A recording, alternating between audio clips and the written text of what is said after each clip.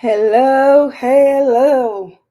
Like always, going around with good afternoon, good evening, good morning for those on the west coast. I mean, it's very hard to check round planet and to see which one is more west to others. But yeah, at least in time zone, here in Europe are a bit more in the middle and hopefully, I checked all the tickets for the time zones with my intro.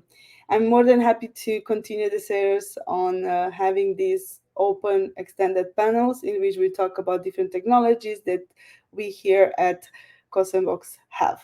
And if you by chance don't know me yet, I'm Ioana, the engineer manager at CodeSandbox and the host of this series that we do. This will be our third one, so I do encourage you to check on our YouTube the recordings from the previous panel. We had one on code reviews with two other engineer managers where we debated if looks good to me is really something good or just teasing people if it's too short or just to check some boxes. And the second one was on one of our dear projects that we have, Sandpack, where we had both internal colleagues joining and sharing the story about it, but also external users, creators that use Sandpack for different projects of theirs. And today we are going to talk of something more dear than a product in general. We have a feature, I will say, or like we improved our support in our tools. So we are more than happy to discuss about it more on the motivation behind it, how we did it, and because you're probably getting tired of me speaking, I do want to invite my colleagues on stage with me. Funny enough, we are with Joji and with Danilo, but Ives might not able to join because of different. Well, they mentioned trains in Netherlands are very, how to say, safe and trustful, but not for this panel. It's a good lesson learned for us, but not complaining. Here in Germany, they are, but I keep looking over the border there. Hi, Joji. Hi, Danilo. How are you guys today? All good, all Hi, good. Hi. you're right. Joji is working on the infrastructure side, while Danilo is on the product engineer side. They doing seem to work together on some projects, so we don't have the limitation in teams like other companies might have it. And we just want to mention that Danilo is also one of the maintainers for Sampac. As I mentioned, we had this a discussion about it in the previous panel. And even without introduction, probably needed, he's one of the founders. But yeah, hopefully he can jump at some point to share a bit. But if not, I'll make sure to have it in the next panel for sure. He will have to pay for this. Um, yeah, so we are gonna talk about having the support for that container in CodeSandbox today, and I think it's the best way to start with a bit of story time. Georgie, can you tell us a bit how we decided to this or why we decided to implement this? Why did we Yeah. put so much work on us? Yeah. Uh, so when CodeSandbox started, it was like a runtime for JavaScript that runs in the browser. But over time, users started requesting more features, more like server-side code to run in CodeSandbox, and we started building the version 2 of CodeSandbox, which could run things in the like servers and cloud-based stuff. And we recently had also released the cloud sandboxes in beta. So that also enables you to run sandboxes, which are like server side. So Next.js. And even we added support for things like Python with a Docker support. So the Docker implementation we did with cloud sandboxes were initially based on a custom implementation where you can drop in a Docker file and some configuration, and it will set up your container so that you can run like dependencies that you need for like running a Python code or a Rust code or something else. But it was difficult for people to configure it properly because it was like a custom implementation, and it was like not flexible enough to accommodate all use cases. And that is when we came across this spec called Dev Containers, which was started by Microsoft and then is like implemented as a spec so that other entities can implement it. And it gives a reference for how to configure a container and how to connect to it and all those things. And we have implemented that completely. So now you can use any dev container configuration in a sandbox or in a repository, and like you can import it to CodeSandbox, and then it will run the dev container configuration and set it up for you, and like it works out of the box. Yeah.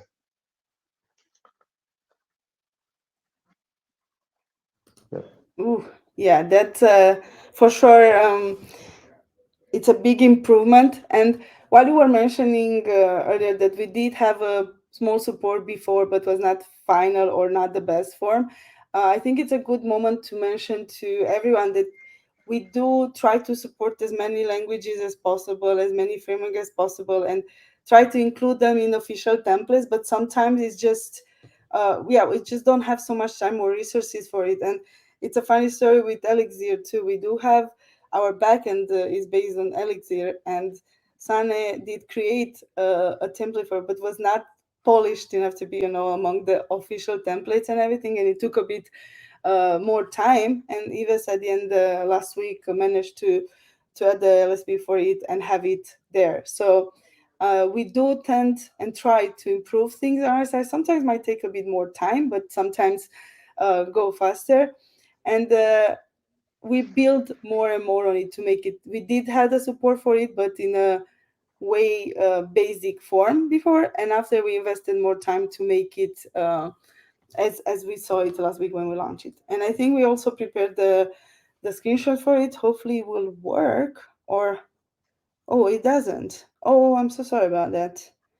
We maybe I should try to re-share it, because this is exported. Let me try to bring some more in the studio. Like always, some stuff will not work. So we'll have to see. Adding slides. Yeah, it will take a bit too much time. I'll make sure to share it if we already have it out, to link it here. And if not, we'll share it in the resources, like previous panels, in the resources, either in the blog post or in comments in the YouTube panel that we will have afterwards posted. Um, yeah, I think because we exported this, it will be complicated to work, even if for me externally works. So I guess it's just the platform. Yeah, 2022, and still have, people go to Mars, but doing live stream always has its own karma Yeah. on it. Yeah. And you briefly mentioned about this. Joji, do you want to add a bit more on the trigger behind this, or Yeah. anything else that would be added to Yeah. the story? Yeah, so around last year, we started exploring supporting containers and Docker file-based setups, because a lot of users were asking for things like, for instance, I want to install this package, or like I want to install like OpenSSL or something in the environment. And we initially had support for Nix. Nix is a package manager that could manage Linux and like install dependencies. But the learning curve for Nix was a little too much, and user adoption was not that great. That's when we thought, like, as most developers are now using Docker in for local development and even for deployments to production, why not use a solution that uses containers itself?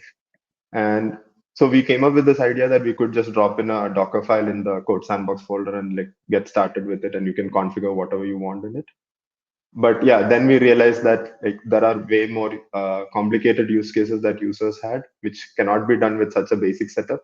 And we were looking out for like anything out there in open source world which could do this. And that's when we came across dev containers. And dev containers already implements all these complex setups, like using Docker Compose, using Docker file, like having even capabilities and extra things added to the container itself. So all those match the requirements that we had, and that's when we like started looking at dev containers. And maybe like 5 6 months into the initial implementation of container-based code sandboxes, we've started implementing dev containers, and we got it launched recently. So yeah, that's the trigger behind dev containers. Yeah. Also, I don't think we had it on the questions before, but if it's not too much to add, how did you approach also discussing this with the team at Microsoft behind it? Yeah, so when we released the initial containers implementation, after that we had a discussion with the dev containers team on uh, what are the things to look out for and how we can implement it. We had certain constraints in our systems that we needed to adapt to, which is not there in usual other environments where dev containers run. And we had a discussion about that, and we figured out a lot of these resolutions, and then we went ahead and built the whole thing. So yeah, we were in touch with the Microsoft team and the dev containers team to like have any issues resolved and like support for like small things like for instance Podman, that something that we wanted, and all those got like yeah, it's it's not yet supported officially, but yeah, we got like changes done to our systems to make it officially supported. Yeah, and I think we also are in touch with them for the final note on that. So for sure, but Yeah. it was a process to be on that.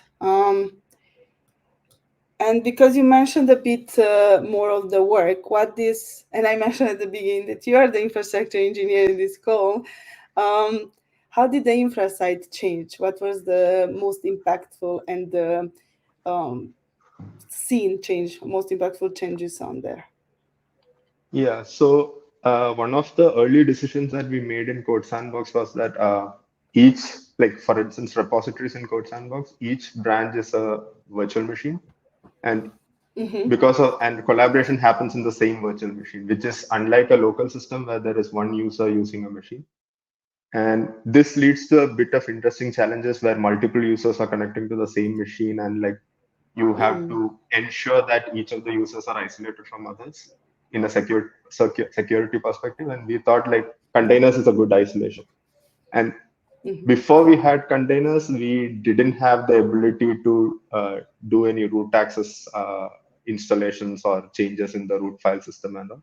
But because we get the abstraction of containers, we were able to do that. And that's when we started using Podman. But so Mm. Podman and containers for each user and allowed us to isolate like users from each other and provide a secure sandbox for each. But another thing is like this week we have started our migration away from Podman into a Docker to give it like a more stable support so that users who are familiar with dev containers won't have any issues running dev containers in CodeSandbox. So yeah, that would be the most challenging part, like setting up multiple containers in the same environment and like jumping between them. And was it now personally going? Was it a nice challenge that all engineers like to take from time to time, or was more like, God damn it, I have to. It is a very challenging thing because we didn't want to expose these inner details to the users as such. So we wanted to abstract as much as possible and give them a familiar Mm-hmm. interface. So that was more challenging than implementing the whole thing internally. Like when you open a terminal, you should not see that it's opening in a container, or like you shouldn't feel that it is going through all these things underneath. So that was more challenging. But yeah, it was interesting challenge. We got to experiment a lot, and now we have finally arrived at a good solution and a stable solution. Mm-hmm.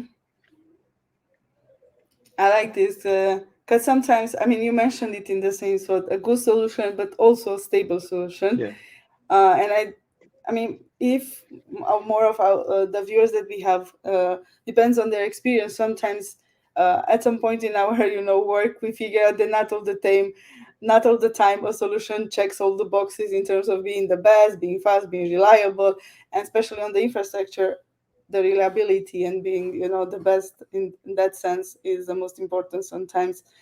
And yeah, anything else you want to add on this side with the challenges for the infra, anything that would yeah.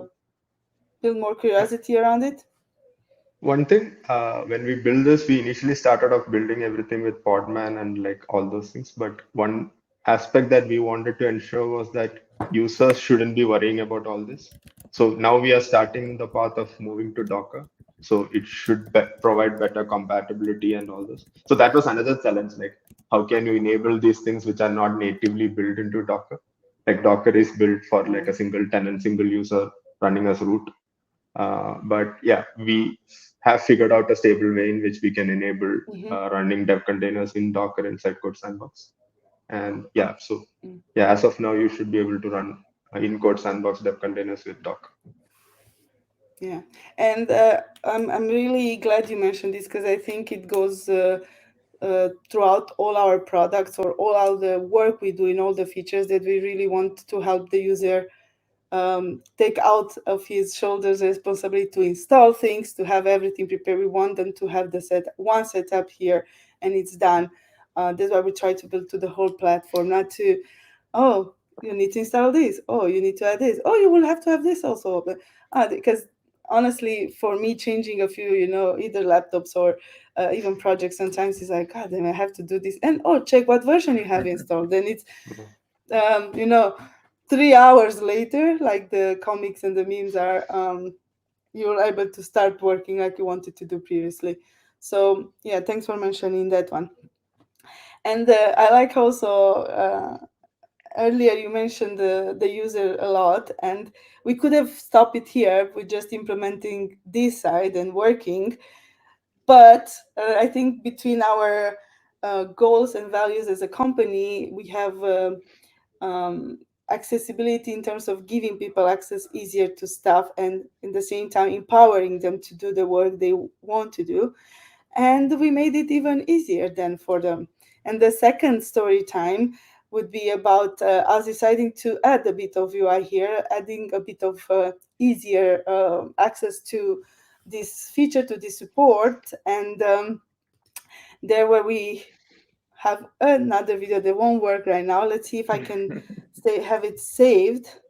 um, we'll have to upload the video, and here I'll ask the help of Philip, our colleague in the back. We do have a master of ceremonies, MC, here in the back, and we have it saved. But nevertheless, here is where Danilo came into, spotlight, and with a bit of magic added a dev tool for it. I think it's uploading right now, the video. Let's give it just a few more seconds. Yeah, this is my all-time joke. That's why I'm not ready to go to Mars if it takes so much time to load stuff online. And also, the other joke that I keep running with you in the team is that traveling and seeing data not working in all countries at the same speed or being reliable, for me is like, I want to have this before I go to another planet. Um, uh, is it going? Is it going? Uploading, uploading. Um, I'm not seeing it in the studio, but well, Danilo, if you want to start, and I'll see. We'll see when it pops up on the screen for us. We'll also be Yep. able to demo it for people. Yeah, I think people can check the blog post where we have a couple of videos there, especially this one. But I just want to say it's nice that you mentioned our values, and this was really part of our project. And I can start talking about how we set this internal challenge to solve this project. And the challenge was how the user can go from zero to preview when importing a repository. And for a moment, this was kind of a mantra for us, especially me when I was designing this part. But what I mean when I say is from zero to preview, well, zero means for us that the user just imported a repository inside CodeSandbox, but CodeSandbox doesn't know how to run this project, but the user knows. So we need to find a solution like how to nicely conduct the user to tell CodeSandbox how to run the project until we have the preview running inside CodeSandbox. And then we can save this configuration that the user just set up and save this configuration, the project, and then it will nicely run next time for everybody else that joined this project. And we started, when we started designing this, we started looking to the Dev container VS Code extension. And to be honest, was a big inspiration for us because they set the bar for us. And but we couldn't find there are more improvements to make there, like there are room for improvements. Um, and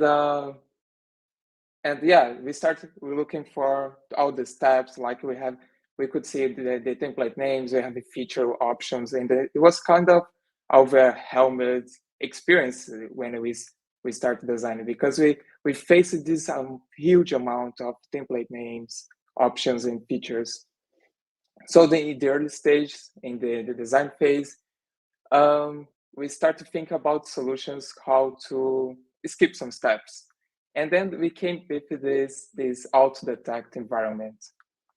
So yeah, but after spending so much time designing this, I believe we found this middle ground user interface, which gives the enough flexibility for advanced users, but also make it very easy for beginners users to set up their environment. And as I said, the auto detection environment plays an important role for this dev tool. So for example, if we import now a repository in CodeSandbox, you will see this setup environment dev tool, and we will try to be smart and figure out what is the requirement to run this project. For example, if your project contains a package JSON and TS config, we can easily assume that you need a Node.js and TypeScript to run. So we set the TypeScript template dev container as default. But also we infer other language, for example, to be added as features inside the dev container configuration.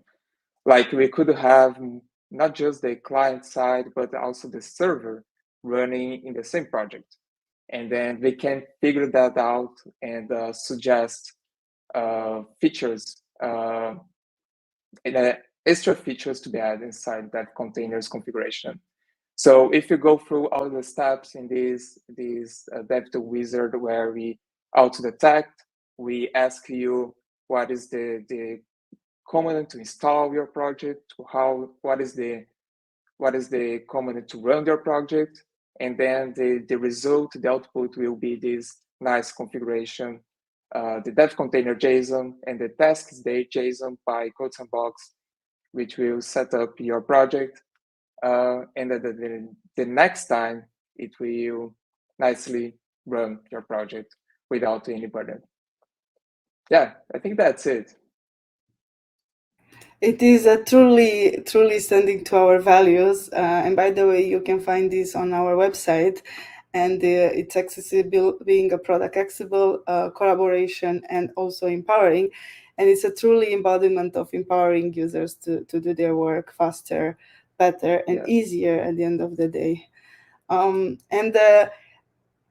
I think I always challenge myself to see if we check and we always, when we implement something, we check these values that we stand for, and it's not out there just, and because we do go over them from time to time, and we still like, are these still the values that we want to have in our product? And it's still there, it still works. Yeah. How do you see this as a impact for our user, for CodeSandbox users, and broadly more for those using cloud development? I think, especially talking about our values again, it makes more accessible for everyone. Mm-hmm. For example, I don't know, if I am a beginner user and I'm learning coding, I don't need to know that my environment needs Node.js or a specific Node.js version. If the user, if the maintainer of this project already set up the environment, I will just run this project. And once I started learning more about coding, it gives the power to add extra features. For example, different languages. So again, it's part of our values, and we can see this translate in this dev container feature. Yeah, and this with the languages, I think, is one of the, I'd say more important, because for each individual, for each user, it might have different impact or different value that we bring with this, but it at least help us have more support towards languages. As like you said, they don't need to realize what's behind what they need to have, and we just make it work for them easier. Yeah, and it's great that because we have now this seamlessly experience. We can run the same thing inside CodeSandbox and your local host. So yeah, we make the environment more compatible with regardless the environment we are running. So yeah, it's so great to have it now. And just as a more context, because sometimes we look so excited about things that we implement ourselves, is because literally we implement CodeSandbox in CodeSandbox. So um, it's always fun to talk with our own projects and to see how much we can do and how easy we can do stuff. And trust us, sometimes we are also annoyed because it happens, but then it's probably even more motivated because you see the impact of your work instantly working for you too. Joji, anything you want to add here for the user impact or for how is the future of the CDs? Yeah, so yeah, dev containers looks like like we have Kubernetes for deployments now, and like there are different specs available for different parts of the development lifecycle. And looks like dev containers is going to be the leader in the development environment configuration, and for cloud development environments. So yeah, so it's interesting to like enable that in Code Sandbox and like enable development in with the same configuration in localhost, in Code Sandbox, or any other provider. So yeah, it's interesting. That's good. Thanks for sharing your opinion. It was putting you on spotlight, even if I you weren't necessarily as before. So thanks for being there. So yeah, I think in broader lines, this is our motivation behind. This is what we were so driven to have this support enabled to see more people literally empowered to our product platform to build more. We do look forward to hear your stories, how you used it, how it helped you. Maybe we will do a follow up with more details to see how this goes. So if you have any other questions for us, do post them in the recording page. And I'm coming here with a sneak peek. Next week, we will officially have a new platform from our community. We are gonna link it right now for you too, but it's in like in preview, meaning there will be people will start joining in the next few days, a couple of days from now. So if you want to be among the first that try and not even try, like be present there, create, ask questions, engage, share your work that you've done with CodeSandbox. I'm more than happy to invite you in our platform circle, which we call CodeSandbox.community, and do let us know there how it feels for you, anything that is missing or anything that you see that will bring value towards your own developer journey. We're more than happy to accommodate it. And there we will have this posted too, so you can add more questions if something you wanted to be detailed more, or to see exactly how it works behind the scene. On another note with the news, before saying goodbye, because it's like almost 30 minutes now, I want to mention that we'll have a freshly brewed changelog in the website. So just go to cosmbox.io/changelog.